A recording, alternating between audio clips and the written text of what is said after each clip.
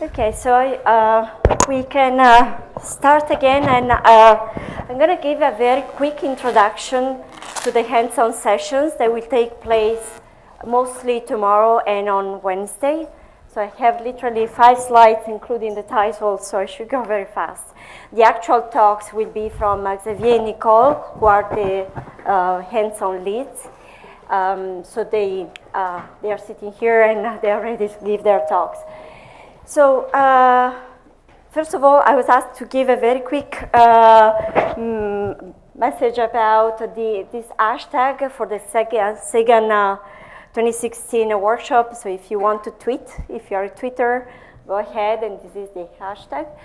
Now let's go back to the hands-on sessions. So this year we have 2 hands-on. One on RVs and the other one on transits. So the one on RVs is led by Xavier Dumusque, and the hands-on transits is led by Nikole. And as I said, in a minute they will give you more details about their sessions. One thing I want to say, you all received an email before the workshop asking to sign up for one of these 2 sessions. So you should all know whether you're going to attend the RV or the transit session. Now we are going to ask you to do one more thing, which is to sign up for within your group, that is within either the RV or transit group, to sign up for subgroups. So each group will be assigned a question or project that you're going to work on during the sessions, the hands-on sessions. So we will post some sign-up sheets on these 2 sides of the room. On this side, we will have the sign-up for transits. On the other side, the sign-up for RVs. This will happen during lunchtime. So during lunchtime, you will see us putting up the sign-up sheets. So afterwards, between lunchtime and the end of the day today, please sign up so you know which project and question you're going to work on. So the second thing is that you also were given an IP address for a virtual machine you're going to use that is in the back of your badge. Now, we are going to replace the IP addresses. The reason is that we are doubling the number of machines we are going to fire up on the Amazon cloud to allow you to do the projects. So please, again at lunchtime, go to the registration desk, which is just here in the lobby, and pick up the new IP. So the new IP address is on a green paper, so make sure tomorrow and Wednesday that you have this IP address on a green paper slip. Okay, so just the schedule, just a reminder. So the 2 hands-on sessions. Oh. So the 2 hands-on sessions are tomorrow. And between 3:25 and 5:35, and Wednesday. On Wednesday, you will have 2 hours, like on Tuesday, to work on to follow the presentations by Xavier and Nikole, and then between 4:45 and 5:35, you will start working on the project. So Thursday, in fact, will be fully dedicated to your projects with the other people in your subgroup. And you will start preparing presentations, and the presentations will be given on Friday. As Dawn said this morning, earlier this morning, don't freak out about these presentations. Nobody is going to judge you. It's just an exercise to work on projects and to work with your peers and prepare a presentation. So it's very informal, and it should be fun, not stress. So a repetition about logistics. As again, this was said earlier this morning. So if you are working on radial velocities, you're going to be in the Keith Spaulding building. You should be able to locate it in the map you were given. So you should have a yellow dot at the back of your badge. If you're working on transits, you're going to go to the Guggenheim building. This is the engineering department. Again, this is going to be shown. This is shown on the map you were given. And you should have a green dot at the back of your badge. And finally, so there was a lot of documentation provided in emails that were circulated before the workshop. This is preparatory documentation. Usually we receive lots of questions. Students want to have material to read before the workshop and before the hands-on. So this material is on the workshop web pages. So we have material for, background material for RVs and transits. And then we have specific information about the hands-on. This material was prepared by Xavier and Nikole. And finally, if you will see the questions and projects listed on the papers that, again, are going to be hung up here at the sides of the rooms. But if you want to take a further look, these are also posted on our website here. And this is it. So now I let Xavier, I think, is going to start first. Okay, good. Thank you.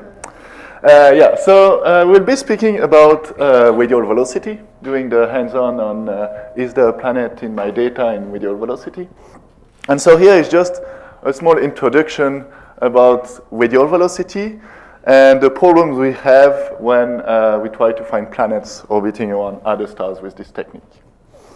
So first of all, the technique is quite simple. We use it to detect some exoplanet and to have an idea on their mass. So first of all, you have a planet orbiting around a star. So because the planet has a small mass, due to gravity, the star will move a little bit. Not a lot. For example, on the sun, the effect of the Earth on the sun is a velocity of 10 centimeters per second. So it's really extremely small. So how do we do it, basically? So we cannot see the planet, so we look to the star. And we try to measure the velocity of the star. And if the velocity of the star is changing in a periodic way as a function of time, then we can say that there is something orbiting around this star.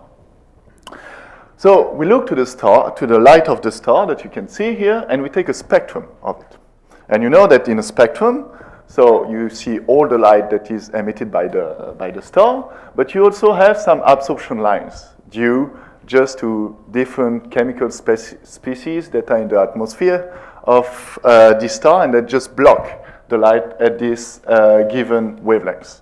And so the atomic physics tell you that each spectral lines is at a very given frequency, and it shouldn't change.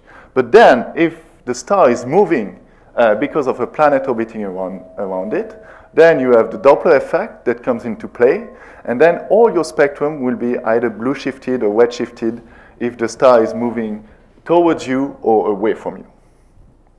So how does it look like when you take an image with a spectrograph? So a spectrograph, you measure the light of the star, and then you disperse it with a prism or a cross disperser.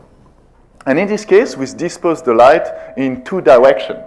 So first of all, what you can see, this bright line that you can see here, is the light from the star. Here you are at the very blue part of the spectrum, 400 nanometers, and here you are at the red part of the spectrum. And the thing is, here you are from 400 to 450, then here it continues from 450 to 500, and so on. And so we observe the light of the star, the spectrum of the star on a CCD like that. And then you can see here, we inject also the light of a calibration lamp. And this calibration lamp, in this case, is a thorium lamp. And a thorium lamp have heavy emission peaks, that emission lines that you see as just points here, that are also at a very given frequency.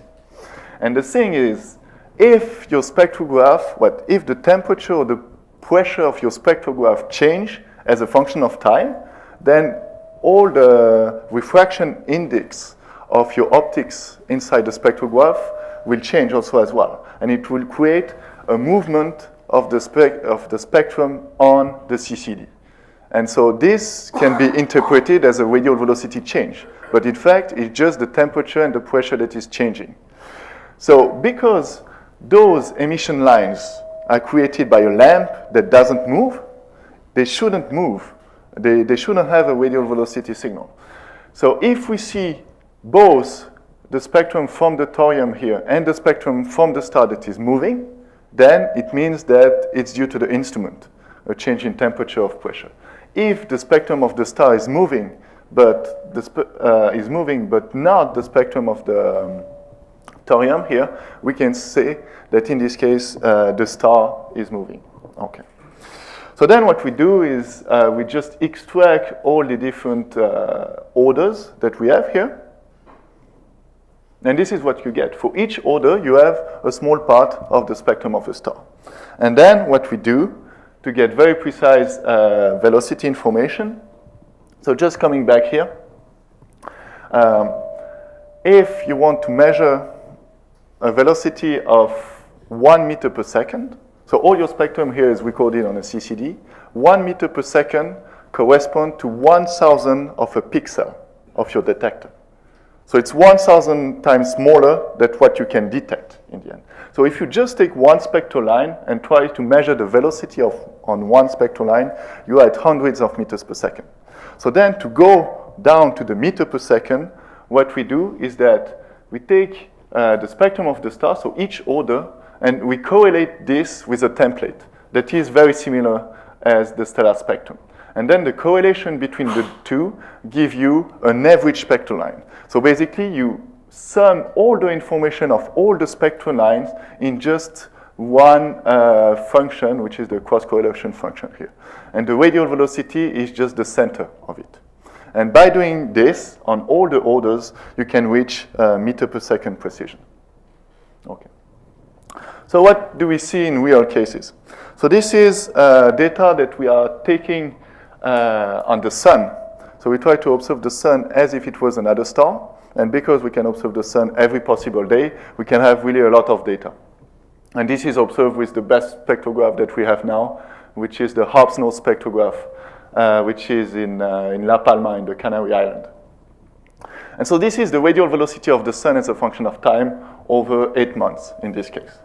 So the first thing that you see, of course, is the big signal that is due to Jupiter plus Saturn.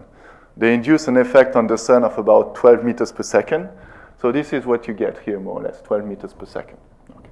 But once you correct for this effect, this is what you are left with a radial velocity RMS of 1.9 meters per second. And this is not due to the instrument, because we know that Harp's-Nose is precise to a level of about 50 centimeter per second, 50, 70 centimeter per second. So all what you see here is in fact not due to the instrument, but it's due just to the star. And what you are seeing, in fact, yeah? Can I ask a question? Yeah. Okay, because so I see 250 days of data. Yeah. And so I'm surprised that you go peak to peak on Jupiter. Yeah. In 250. So it's because you don't see the real period of Jupiter, which is 11 years. Yeah. You see the synodic period of Jupiter. Because, you understand? Or like we are turning around the sun. Yeah. So it's why. It's a little bit different than observing another star in this case. Okay. So you have 2 meters per second, and we know this is due to the star and not due to the instrument. And in fact, if you look to those data, if you take just a Fourier transform of those data here, you arrive to that. And what you see is significant peak at the rotational period of the star and like the second harmonic of it. And this is a sign that in fact you have activity on this star. And what you are seeing in fact is this. Is that you have a star, this is a real observation of the sun, and you have spots here. And these spots so rotate with the star, and in fact those spots can create an effect in radial velocity. So we'll just try to explain that a little bit. So first of all, if you take very high resolution picture of the sun, this is what you get. So here you can see some very nice spots, okay? Dark spots, you all know about dark spot, but around it you see also some bright regions here. And those are regions that are called plage or facula. And those are regions that are created by magnetic fields. So inside spot, you have a very, very strong magnetic field. And outside the spot, you have a little bit a weaker magnetic field, but that is still much higher than what you have outside of this region in the quiet photosphere. And this magnetic field will create an effect. So this is why it's important. So when you have spots and plage on a star, they will create radial velocity signal due to two different effects. One which is a flux effect, because the spot will be darker than the photosphere and a plage will be brighter. And then another effect which is due to the convection of the star. So first of all, the flux effect is quite simple to understand. You have a star is rotating. So one part of the star is blue shifted because it's moving towards you. The other part is red shifted because it's moving away from you. And then on this star, you just put a spot there, a spot that is, first assumption, a spot is completely dark. So what a spot will do is that it will mask part of the stellar disk. And so if you are on the blue shifted side, you remove a little bit of the blue shift of the star. So the total velocity of the star that you observe will be a little bit red shifted, which is a positive radial velocity. And then when the spot will be on the other side, you have a negative velocity. And so when a spot is crossing on the stellar surface, what you see is a plus-minus effect, an effect that is anti-symmetric with respect to the center of the star. So this is the flux effect. And then if you have a spot that is brighter, you have the opposite effect, minus and plus. And then you have the effect of convection. So the first thing we have to understand is what is convective blue shift. So this is another high-resolution picture of the sun. And what you see, all those granules, are the surface effect of convection. So you know that the outer layers of the sun are convective. So what you have is hot bubbles of plasma that goes up to the surface of the star. Then they cool down, and then they move back in. And so you have this movement of convection. And so the bright cells that you see, all those bright cells, are hot plasma that comes towards the surface of the star. And then around it, you have what we call intergranular lanes, which are dark, where the flux that is much cooler go back inside the star. And because it's cooler, it's darker. But when you observe a star in radial velocity, you are, of course, sensitive to the flux. So when you look to this image in radial velocity, what you are sensitive to is only the bright cells, because you have more flux there. So in fact, if you look to the sun in radial velocity, you don't see the real radial velocity of the sun. You see the velocity of all those cells that are moving towards you. And they are moving with a velocity of 300 to 400 meters per second. So in fact, the surface of the sun is blue shifted by 400 meters per second. Okay. And then you put an active region there, an active region where you have a lot of magnetic field, a spot or a plage. And what you see, in fact, is that because the magnetic field on a star blocks the convection, so inside an active region, you don't have any convection. The active region, here you see the penumbra of a spot, is redshifted compared to the photosphere of the star. So you have these two effects that comes into play. First, the flux effect, because you block the rotation of the star, and then a convection effect, which is because you have an inhibition of the convection inside a spot. So a spot is redshifted compared to the photosphere. And you just see an effect like this, which is symmetric with respect to the center, just because you have a projection effect. So when the spot will be on the limb, you have a very small effect due to convection, because convection is not pointing in your direction. But when the spot is facing you, you have a maximum effect. Okay. Okay, so now let's go to the hands-on session. So first thing that we will do is that we'll try to simulate in radial velocity what is the effect of a spot, what is the effect of a plage, to see basically, that what we'll see is a spot is most influenced by the flux effect, and a plage is more influenced by the convection effect. So first we'll see that. And then we'll try to simulate the activity of the sun with many spots. You know that when the sun is active, you have hundreds of spots on the stellar surface, and of course they will create an effect in radial velocity. And this is what we will get at the end of the simulation. So this is the simulation, and this is a real observation of the sun done at maximum activity. And of course, all these spots that are passing by with the plage region that you can see surrounding them, they will create an effect in radial velocity. Okay, so then we'll go through a quick introduction to Gaussian processes and why they are good to model the activity of the star. And then finally, we'll take the result of this simulation of the sun, of the activity of the sun, then inject a planet in those data, and then try to recover the signal of the data by modeling the activity of the star using a Gaussian process. So this is it, basically. And so this is what we'll do during the hands-on session. And I think it's all. Yeah.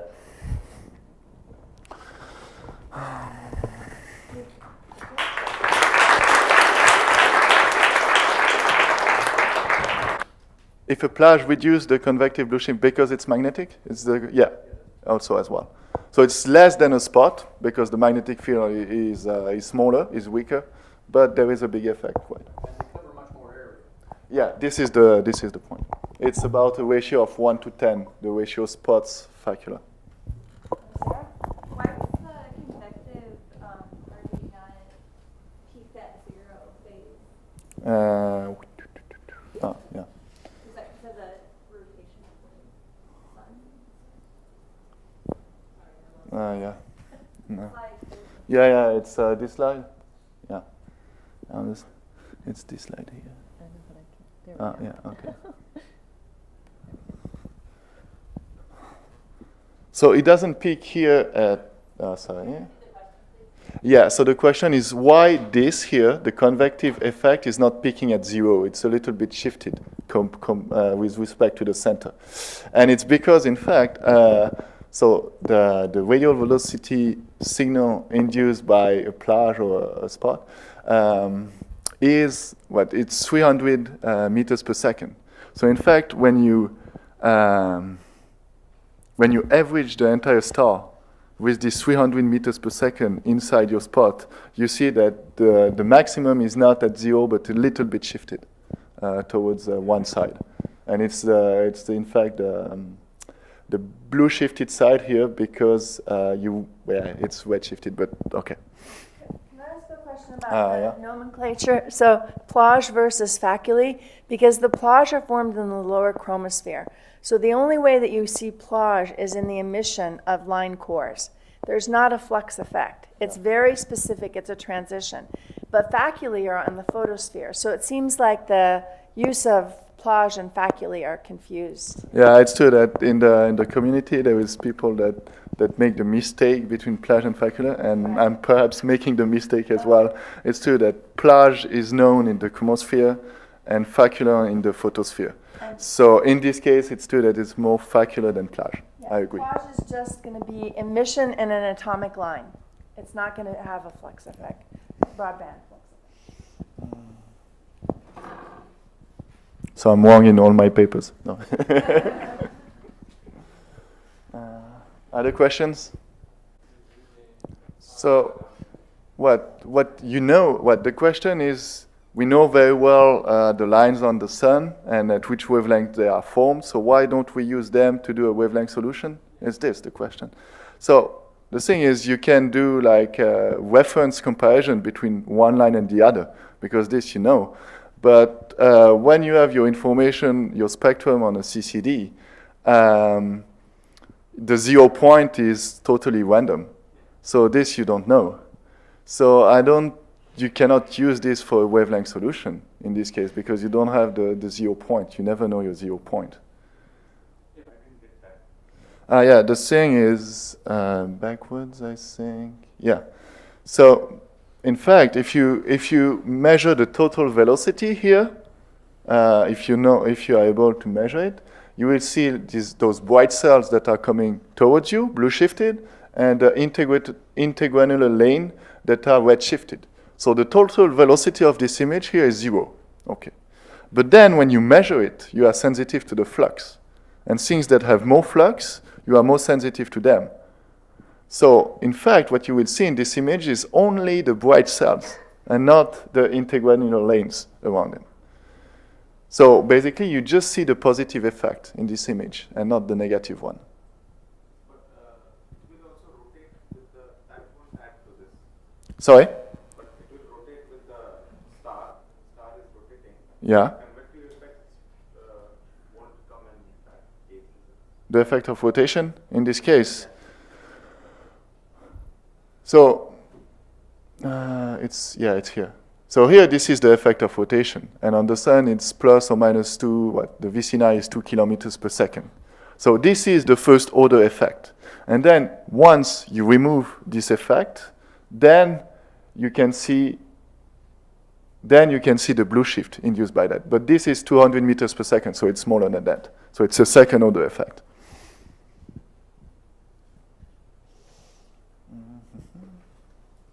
Okay, Nikole.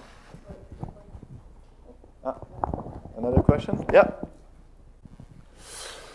So the question is, if a planet is transiting a spot, do we detect a signal in radial velocity? This is a good question, but not really, because there is a time scale that is completely different. The spot will rotate with the rotational period of the star. So 20, 25 days for the sun. Okay. While a transit is just lasting for an hour. So basically, during all the time of your transit, you can say that the activity of the star doesn't move, basically. So you don't have a signal like in transit, where if the planet is transiting a spot, then you see a small bump inside your transit. So in radial velocity, we are not affected by that.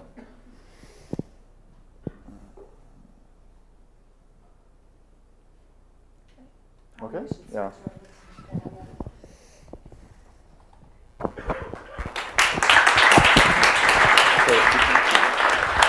This is back, this is forward. So we're going to switch gears to transits, and this is focused on observations that will be done in the future. Of course, the James Webb Space Telescope has yet to launch, but I thought this was a great opportunity to prepare folks for the types of data that we're going to see in the era of JWST. And I'm going to give you a spoiler alert. There is a planet in your data. And the reason I'm saying that is because, hold on, it goes forward. No. I'll just push the button. There we go. So what's spectacular about transiting exoplanets is that they allow you to characterize their atmospheres. So the focus of this hands-on exercise will be not just, is there a planet in my data? What type of planet is in my data? Okay, so that's going to be the bulk of the exercise. So here's the basic transit geometry. It's a great way to detect planets. Kepler obviously has been an excellent way to do this, K2, ground surveys, etc. And because of all that work, we know of more than 3,000 confirmed transiting extrasolar planets. And there's more candidates. We'll have more as soon as TESS launches to do follow-up with JWST, in fact. So what happens when you have this transit geometry, the planet will, of course, pass in front of the host star, and that stellar light will then be filtered through its atmosphere. Okay, and then you'll get basically the absorption signatures of the planet's atmosphere imprinted on your stellar signal. So then you can use that, so the changes in the, basically the transit depth is a function of wavelength, to measure the spectrum of the planet.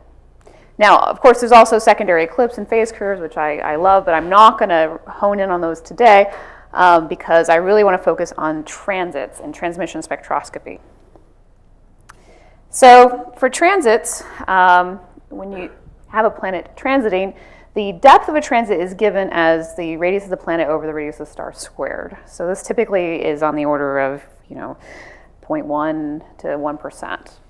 Now, if what you're after is actually a spectrum of the planet, so you're looking at the absorption features, this is a much smaller amplitude signal that you have to detect. And it's actually proportional to the radius of the planet times something called its scale height, divided by the radius of the star squared. Now, a planet's scale height is proportional to its temperature and its mean molecular weight of its atmosphere. So planets that are hot and made predominantly of hydrogen and helium have large scale heights, so hot Jupiters, big scale heights. Colder planets that have a denser atmosphere, maybe made of CO2, say, will have smaller scale heights. So that becomes a problem. Hot Jupiters give us nice, big spectroscopic features. Cool super Earths, etc., will tend to give smaller atmospheric spectral features. And what I have plotted over here is really recent work. This was published in Nature in 2016. This is one of the first surveys of atmospheric spectra of predominantly hot Jupiters, actually. And this was done with a combination of HST. So HST is basically everything sort of from 2 microns shortward, and then a couple of photometric points out here from Spitzer. This work really needs to be done from space largely, although I give credit to the folks who are trying to do this on the ground. They're doing excellent work. To be able to get down to the precision level where you can start to see these spectroscopic features. Now, in the era of Spitzer and HST, you'll see these data points. These are just models behind there. So those aren't the spectra that we measured. And they're really, guiding your eye to what's happening in the atmosphere. You're seeing water absorption here, sodium and potassium lines, and then you've got some scattering here due to the atmosphere, either if it's cloudy, flattened out, or Rayleigh scattering. So we have fairly low resolution spectra currently, and we are learning a lot about these planets. But in the era of James Webb, we're going to get spectra covering the wavelength range, basically from 0.6 to potentially out to something like 28 microns, but logistically more like 0.6 to 12 microns at basically something like an R of 100. Now, that's not the native resolution of the instruments. The native resolution of the instruments is anywhere between 100 to thousands, but often we'll probably end up bending things down in order to get the best signal-to-noise ratio, and part of this exercise will be trying to understand what SNR is and the trades between bending and wavelength space and temporal space. So this is from an excellent paper by Tom Green, who's sitting in the audience, and is on your reading list if you want to look at it. And these are just synthetic spectra we expect to get with the James Webb Space Telescope using a combination of instruments. Here it's been considered using what's called the NIRISS, NIRCam, and MIRI instruments for clear and cloudy hot Jupiters down to cool super Earths. Now, this is great, so we hope to be able to get spectra like this from JWST, but you have to go one step further and actually do the process of trying to figure out what the underlying composition of that planet's atmosphere is. This is, again, part of the work from Green et al. Co-author Mike Line will be actually leading this part of the what we call spectral retrieval portion of the exercise. This is basically taking the information you have, that spectral information, in this case from 0.6 to 12 microns, and using that in combination with a forward spectral model to determine the underlying composition of the atmosphere. So the different colors that you see here are different combinations of instruments. So sort of gray stuff, it's a little hard to see. The gray stuff is if you use all 3 instruments. If you use just a combination of NIRISS and NIRCam to cover 1 to 5 microns, it's the blue, and then just NIRISS alone is 1 to 2.5 microns-ish, and that's the orange. This was just an exercise to see how well you retrieved sort of the answer that you already put in, and that's part of what we'll be doing in our own exercises. But I want to highlight here NIRISS, which covers actually 0.6 to 2.8 microns. And the reason I'm going to highlight that is because this instrument and this mode was specifically designed with transits in mind. So there are lots of really great ways to look at transiting exoplanets with JWST, but none of them were purpose-built to do that. In the case of the NIRISS SOS mode, as we call it, which is the near-infrared imager and slitless spectrograph single object slitless spectroscopy mode, so we just call it NIRISS SOS, it was specifically designed to have a very broad spatial PSF. It might be hard to see. Looks like what I like to call like Batman here. Covers a very large, sort of 20 pixels on either side. And as we've learned with both HST and Spitzer, it's good to oversample in the spatial direction. It makes you less sensitive to jitter, interpixel sensitivity variations, etc. So the hope is by having this very broad spatial PSF, we'll have a very, very stable spectra of transiting exoplanets. Now, the spectral traces are up here, and you'll learn more about what's going on in the hands-on exercise, but basically you have 3 different spectral orders. The first order here is the brightest. It covers about 0.85 to 2.8 microns. Then you have the second order that covers the shorter wavelengths, and then this third order down here. So you get a combination of wavelength information from, basically, we really focus on the first and second order, that will hopefully help us to limit degeneracies in the solution and better understand systematics. And I should highlight that the NERIS is a Canadian instrument, in fact, and is led by the group at University of Montreal. I think Jason's around here somewhere. I don't know. There he is. So Jason's been key in doing this with support, of course, from folks at Space Telescope and Goddard. All right. So those of you that have signed up to do the transit hands-on session, here is the high-level overview of what we're going to do. So we're going to go through, basically, you get data on the archive to, okay, now I need to publish my results about what is in my planetary atmosphere. So what we have are some synthetic high-level data products that will be delivered by the JWST pipeline. And then you're going to work with those to first find the planetary transit in what we like to call white light. You'll also be delivered a white light curve, but this is a good exercise for folks to realize that when you take these observations, it's actually a stellar spectrum you're measuring as a function of time. And once you have your transit, both in white light and then also at several different variety of wavelength bins, you'll use an MCMC-based fitting tools to measure the changes in the planetary radius as a function of wavelength. So that's how you're going to get your planetary spectrum. So you're going to find your planet in the white light, then you're going to find your planetary spectrum, and then you're going to determine the atmospheric composition of that planet using spectroscopic retrieval tools, also MCMC-based. All right. So the first step will look something like this. Again, we're going to work with high-level data products. You will be delivered sort of these 2D spectral traces as a function of time. So this will be a data cube. You'll get a 2D image, and then you have the time plane. So sampled as in this case, there's about 144 samples to work with. So for each time, at slice in time, you'll be able to extract the stellar spectrum. This will also be something that's delivered from the pipeline, but we're going to actually hand it to you here. You can go from this step to this step, but it's too time consuming to be done here. And then if you extract the stellar spectrum as a function of time, you get to here where you have the transit. So basically you're seeing the relative change, and this is in the white light, of the stellar flux, which shows you, okay, star, planet starts to come across, goes across the limb, and then keeps going across, and then out the other side. So out of transit and in transit. And again, the depth of this gives you the radius of your planet. Okay, phase 2 will be, again, to use an MCMC-based fitting tool to measure changes in the planetary radius as a function of wavelength. So you're going to get a whole bunch of transits. So we'll have different wavelength bins. You'll use a tool to then fit the transit depth. We'll learn a lot about limb darkening, which is really important here. There's a lot of degeneracies that can happen if you don't treat limb darkening correctly when you do this transit fitting. And then in the end, you should be able to extract a planetary spectrum that looks something like this. Okay?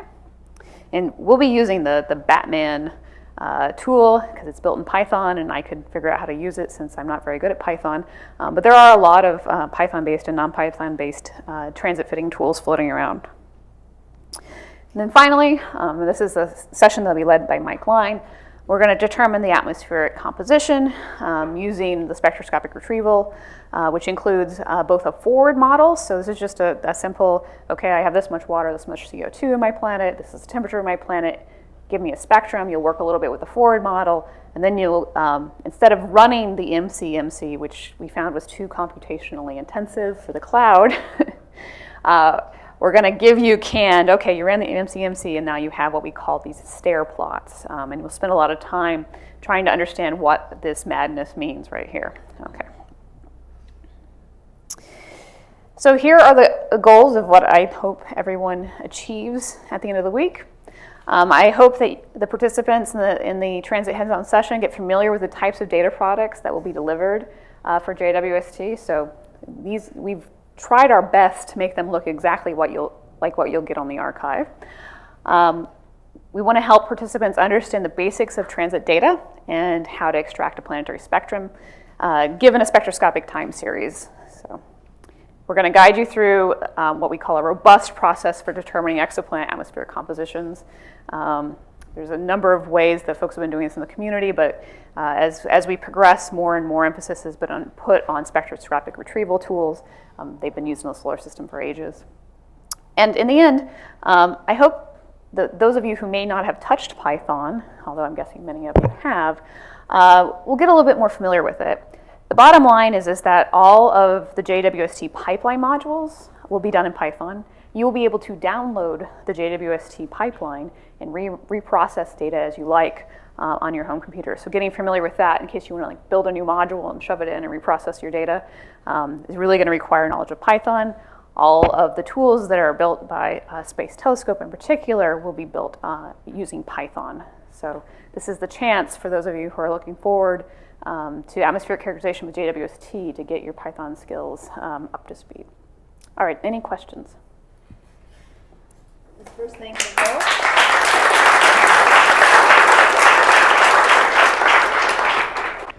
It's really not clear.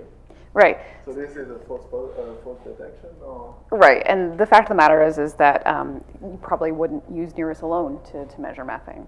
Yeah. So that's what you're right. I can give you wrong information in the end.